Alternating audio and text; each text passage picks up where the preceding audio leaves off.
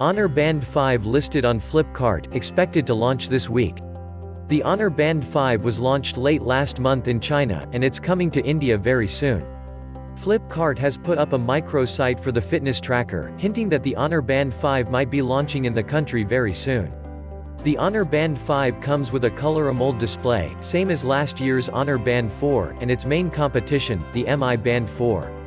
Apart from that, the Honor Band 5 includes a new SpO2 sensor that can measure blood oxygen levels and can detect hypoxemia dizziness, a condition that stems from the body not receiving enough oxygen.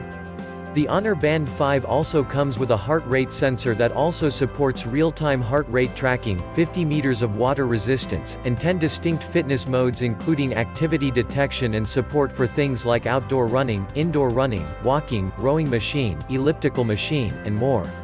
It can also detect different swimming strokes, so if you're swimming with the Honor Band 5, you'll get more accurate data about your swim. It can also show you your notifications, find your phone, and even supports being used as a remote to click pictures on your smartphone.